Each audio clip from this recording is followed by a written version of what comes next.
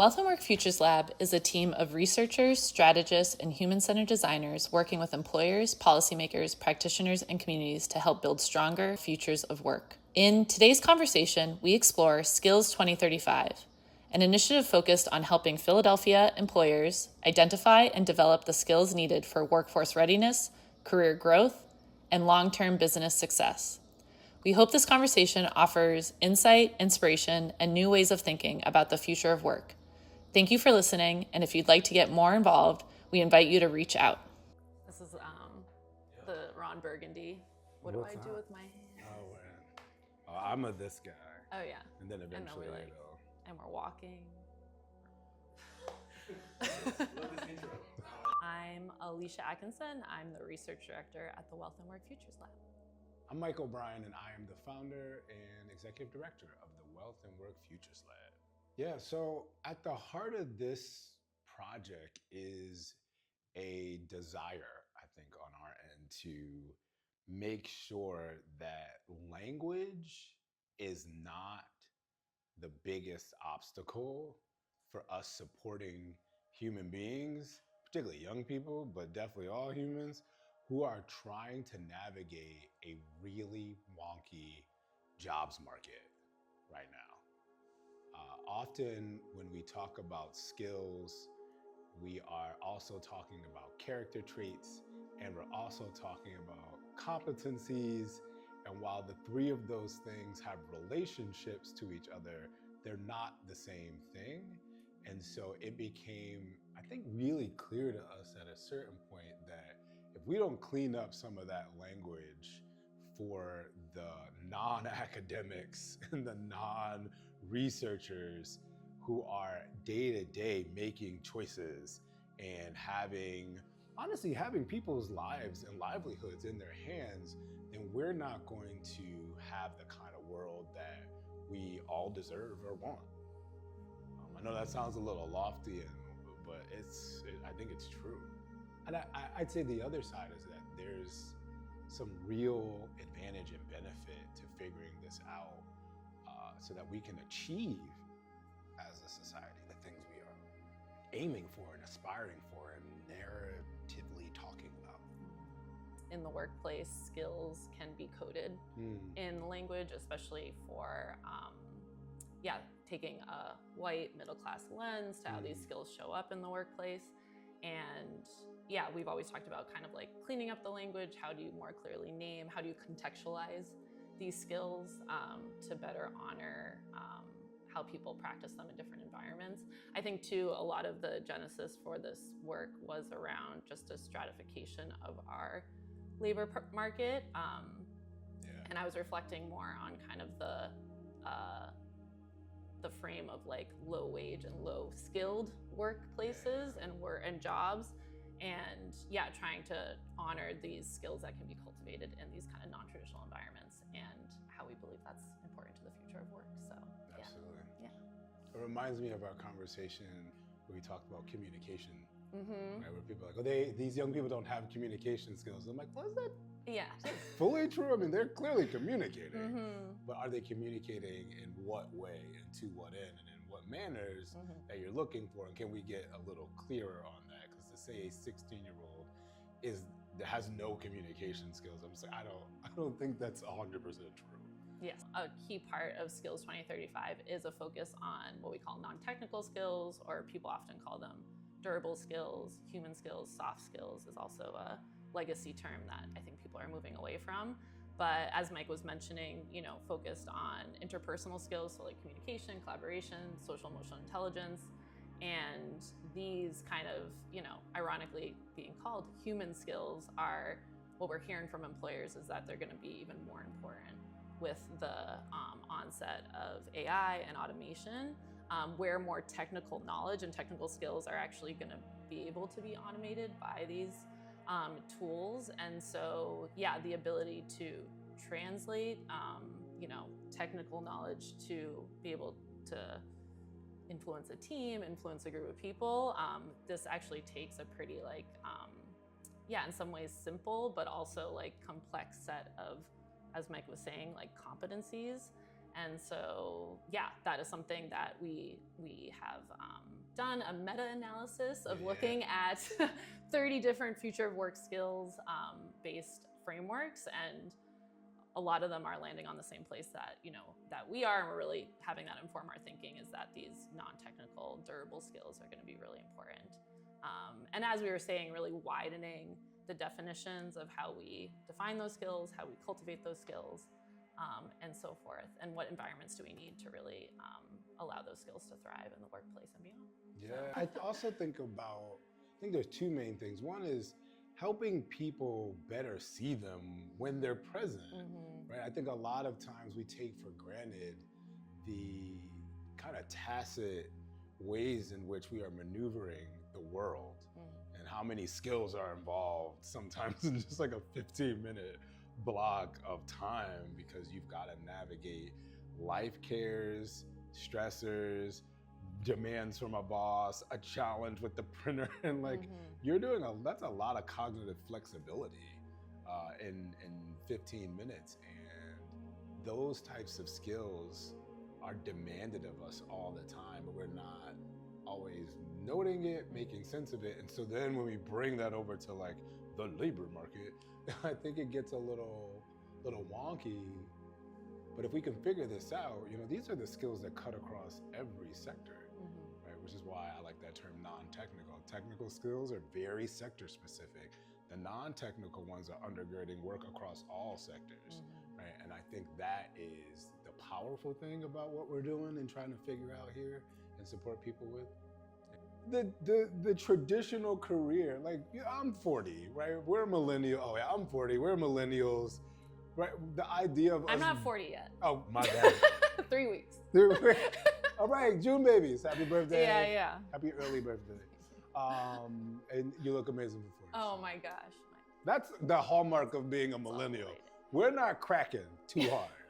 And I'm just grateful for it, right? Anyway, jokes aside, I remember when I started my career. I was working part-time at a family homeless shelter. I was working part-time at a theater company, running a music department and writing musicals with young people in Philly. I was teaching after-school programs and even doing some during school time program work, writing music, writing musicals with young people, and doing training, getting training in trauma theory and trauma-informed care and practice. Now they would call that a portfolio career. We have these cute terms now to be like, oh yeah, this is the new way of work. I was getting like blasted for that back in the day. We would not have a Wealth at Work Futures Lab had I not had that approach to a career, had I not had that approach to my development over time, right? I was developing myself as a leader across those spaces, but also my creative sparks, my analytical sparks, my love for science and human development, all those things being nurtured, finding work around them and growing that bit by bit. Again, now we call them portfolio careers. I think as millennials, we were early blasted for like, you're not loyal to work. You're not staying for 15 years. And we're like, huh. And now I'm like, glad we did it. Yeah. Glad we didn't. You're not loyal to us, right? Like, let's be clear. Right. So that's my like flippant take on the matter, but I'm curious what you think. Yeah, I mean, I think you're right. I mean, I think the nature of work has drastically shifted underneath us. And similarly, like, I mean, my mom worked for her company, after her maternity leave, she went back to work. She was working on her own. And then, like 30 years, Pearson education, graphic designer, and I think when we entered the workforce in 2008. That's right. What a time, and similarly got a lot of messages around kind of preparing myself for work, and instead took a lot of meandering paths. I worked in a daycare for a little while. I worked at a brewery for a little while. I lived in a van for a little while. And I look back on those experiences, and I think they did, like back to our idea of these human durable skills, like the ability to pivot, learn, work with different types of people. I think, the promise of these companies' commitment. I mean, I think we just have a different maybe I want to say healthy skepticism around work also being like our only purpose. Sorry, I'm going to a weird place right now. I don't think that's weird at all. I think that's right. Yeah, and like pushing against that a little bit, but also, trying to find more meaning, I think, in the work we do. And I think the idea, I know a recent article you shared with me, I did want to tie in here because I think this idea of career pathways has now been documented as really breaking down. So like lower quality work, people are really cycling in and out of that low quality work. The idea that I think it's 6% of people actually exit like low quality jobs, which is a lot lower than I think like if you ask someone around all the focus we put on work and mobility would be higher, but most people are going laterally. In quick context there, that's 2011 to 2024 where this data was reviewed. So healthy amount of time where if something were different could have been picked up. So I just wanted to throw the time piece in there because I think it's important. And then the other report I was kind of reviewing today actually was from the Strata Foundation around underemployment. And they found really interesting data around if you exit college and you're underemployed, so you're in a job that doesn't technically need a college degree, you're likely to stay, 74% of people stayed underemployed for 10 years. So I think this idea of, even this promise of a college education, I think we've also seen not play out as much as, folks would want us to believe. And so I think that's what we're trying to like push against is like, how do you be successful? Like, how do we expand that? What's kind of skills, what kind of experience? How do we broaden that? Because in a lot of ways, college was a proxy and in some ways a class-based proxy to keep certain people, I think, at a lower wage. And I think what's happening right now is another shift, it's just another dramatic shift around like, if you don't have that ability to, like you were just saying, like to learn, pivot, take a lot of lessons from a lot of different contexts, like you will be kind of left behind, And so I think, why we're so passionate about the durable human skills 2035, I think frame is because I think that is going to be such a key part of, people and companies being successful in the future.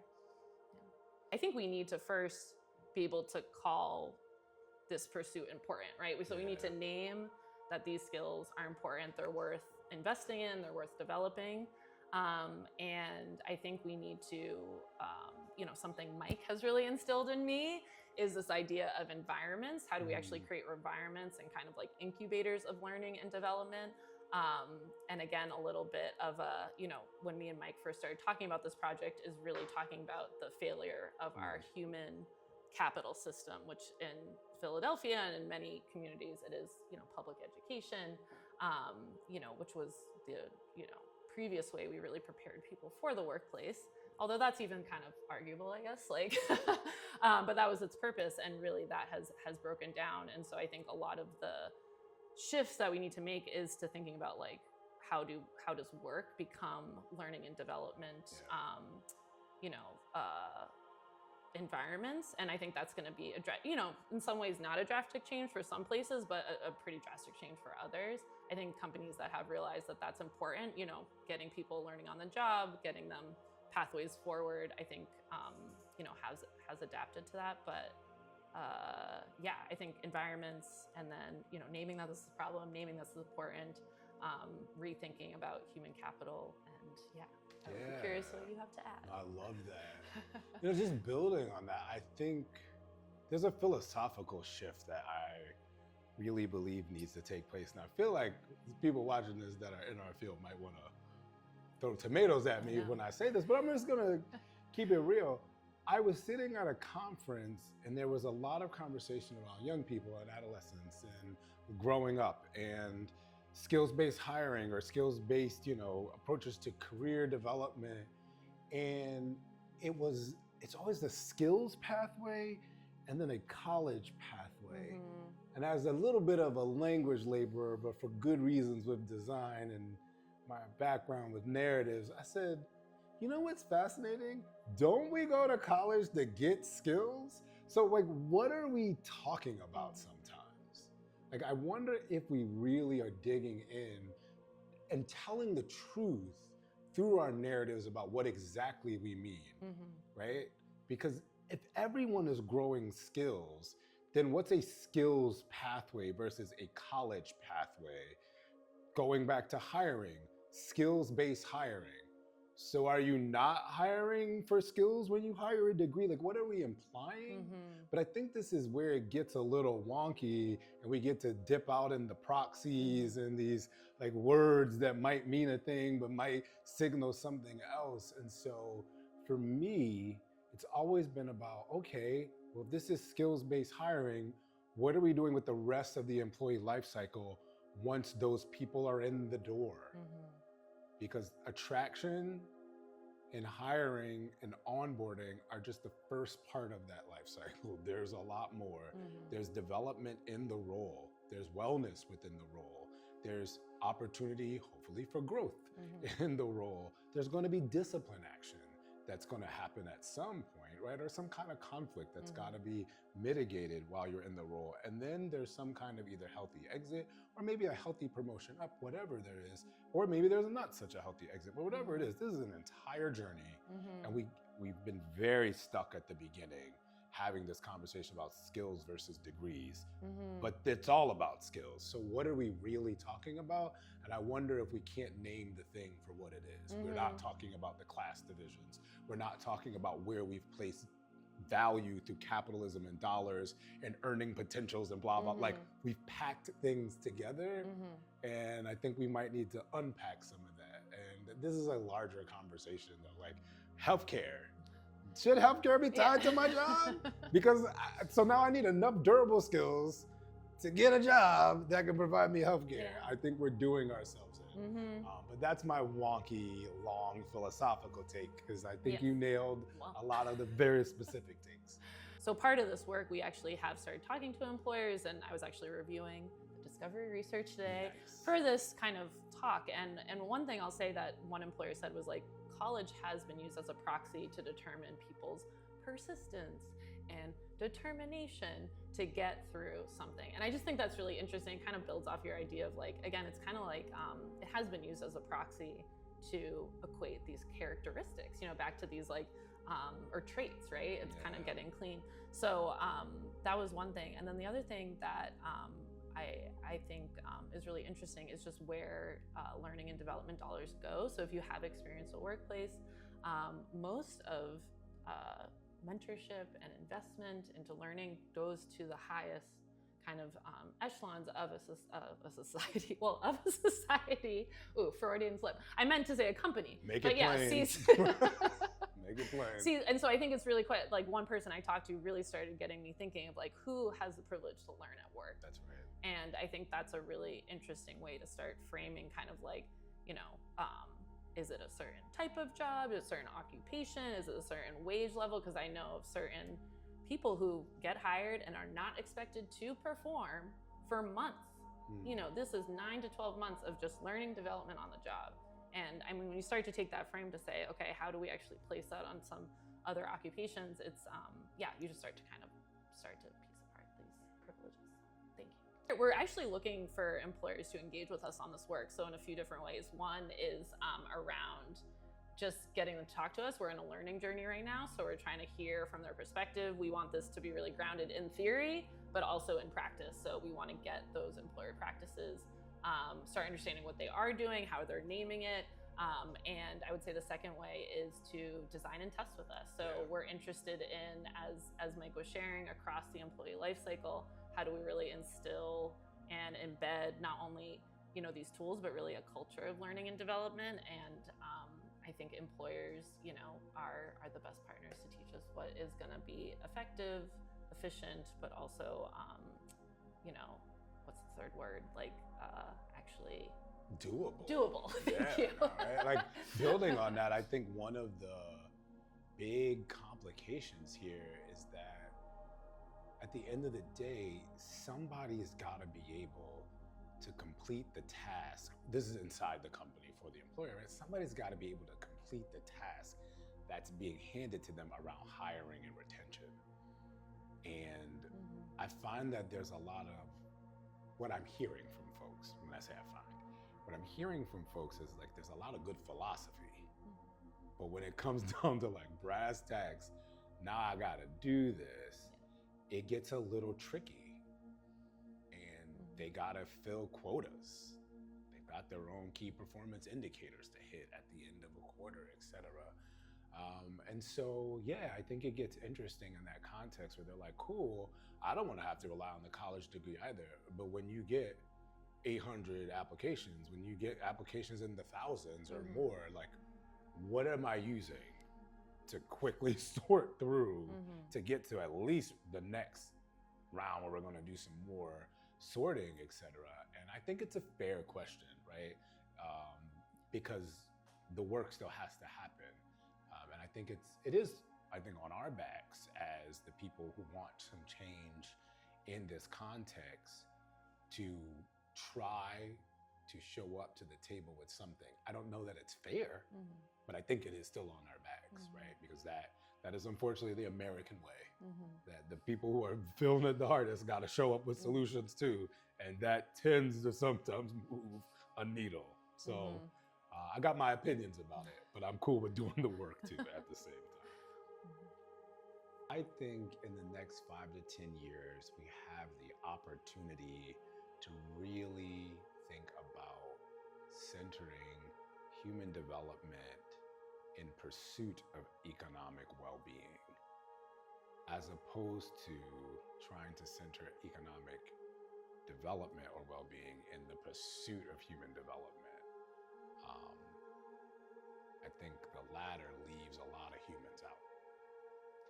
Versus, what does it mean to center how people learn, grow, best develop, best acquire and retain skills, best utilize and implement those skills?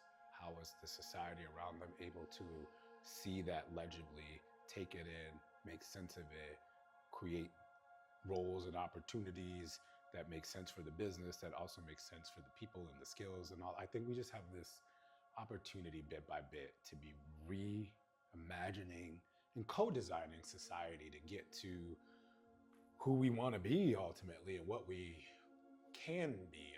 I will always, I am a persistently optimistic pessimist or pessimistic optimist. There's this healthy skepticism I think our generation has, because we graduated school and they were like, ooh, we can't hire you, a recession. And we were like, well, what's a recession? Right? I don't think I've heard one word so much in like a 6-month period of my life when I was 21. Anyway, that's what I think about. I think we can fundamentally reimagine this world to be better for everybody, regardless of class status, race, gender, etc. I will say, I do think there's an opportunity, there's an opening right now to enter more humanity, I guess, into the space. And another conversation is coming to my brain around an employer I talked to, and they were actually like kind of talking about the snapback, the AI resume, like using it. He was feeling hopeful. He was like, I think we're going to learn that that's not going to be effective, and we're going to have to go back to talking to people. And kind of this, I think we're going to have to get out of our screens and into each other's face. We're going to have to be with each other more. And I think that actually kind of makes me feel hopeful, because there's not as much, turning away